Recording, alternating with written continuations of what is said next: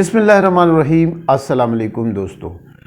دوستو سوال یہ پیدا ہوتا ہے کہ تحریک انصاف کا احتجاج جو ہے لانگ مارچ وہ کامیاب ہوا، آزادی مارچ یا ناکام ہوا؟ تو اس کی چند مثالیں میں آپ کو دیتا ہوں کہ باوجود ان تمام حربوں کی جس کی تاریخ میں ہمیں مثال نہیں ملتی، آمریت میں بھی ہمیں نہیں ملتی، کہ پورے اسلام آباد کو سیل کیا گیا تھا، راولپنڈی سمیت تمام شہروں کو بند کیا گیا تھا اور اسلام آباد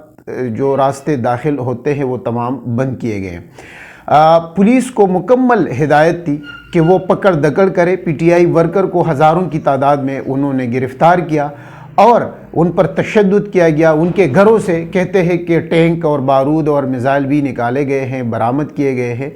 پنجاب پولیس نے اپنے روایت کو برقرار رکھتے ہوئے غلامی کا جو تصور ہے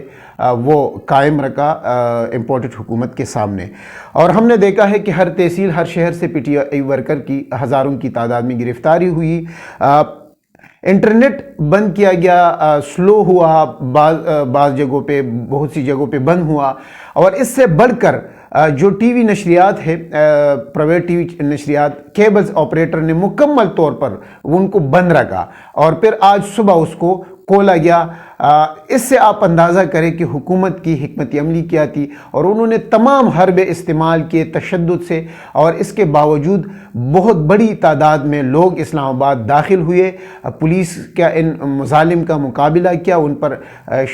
شیلنگ کی گئی، آنسو گیس برسائے گئے، اور فضا ابھی تک اسلام آباد کی ایسی موجود تھی یا ایسی رہی تھی جس میں آنسو گیس موجود رہی، اور آپ کے آنکھوں سے آنسو نکلتے تھے، آپ کی طبیعت خراب ہو جاتی تھی۔ لیکن ان تمام حربوں کے باوجود ہم نے دیکھا ہے کہ پی ٹی آئی کے جو ورکر تھے وہ عمران خان کے ساتھ نہ صرف اسلام آباد میں داخل ہوئے بلکہ اسلام آباد میں انہوں نے جلسہ بھی کیا بلو ایریا میں، اور ڈی چوک تک تو وہ نہیں گئے کیونکہ وہاں پر آنسو اور یہ آنسو گیس کی جو شیلنگ ہوئی تھی تو فضا بہت زیادہ اس میں وہ محسوس آپ کو ہوتا تھا، اور لوگ بے ہوش بھی بڑی تعداد میں ہو گئے تھے۔ لیکن ان تمام حربوں کے باوجود پی ٹی آئی اپنے جلسے میں، اپنے لانگ مارچ میں، آزادی مارچ میں کامیاب رہی۔ وہاں پر عمران خان نے تقریر کرتے ہوئے کہا کہ یہ ملک ہمارا ہے، یہ فوج ہماری ہے، یہ عدلیہ، یہ پولیس ہماری ہے، اور بعض قوتیں چاہتی ہے کہ ہم ان کے ساتھ لڑائی کریں، اور انہوں نے حکومت کو 6 دن کا وقت دیا کہ آپ نے 6 دن کے اندر انتخابات کا اعلان کرنا ہے، اور اس کے بعد انہوں نے تمام لوگوں کو کہا کہ اگر انہوں نے اعلان نہیں کیا تو اس امپورٹڈ حکومت کے بعد ہم دوبارہ نکل سکتے ہیں، اور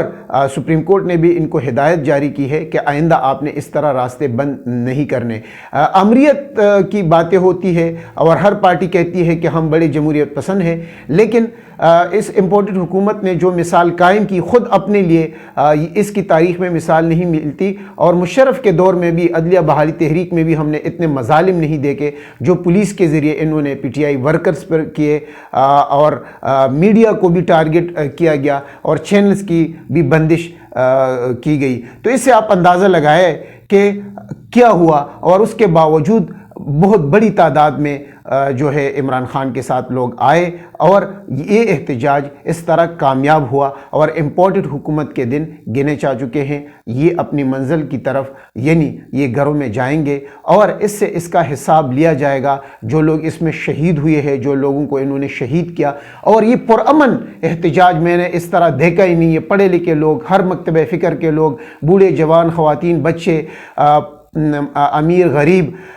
ہر قسم کے لوگ ہم نے وہاں پر دیکھے ہیں۔ سائیکل چلانے والا بھی دیکھا، لینڈ کروزر پیدل چلنے والا بھی ہم نے اس احتجاج میں نے خود دیکھا ہے، اور یہ تمام مناظر جو ہے آپ ویڈیوز میں بھی دیکھ سکتے ہیں۔ دوستو یہ تو تمام صورتحال میں نے اس لیے آپ کے سامنے رکھی کہ آپ کو اندازہ ہو جائے کہ حالات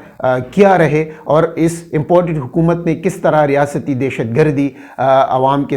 پر کی ہے اور پی ٹی آئی ورکرز پر کی ہے۔ دوستو آپ سے گزارش ہے کہ جن دوستوں نے ہمارے چینل کو سبسکرائب نہیں کیا وہ چینل کو سبسکرائب کریں، ویڈیو کے متعلق اپنے کمنٹس بھی کریں، اور ویڈیو کو شیئر بھی کریں۔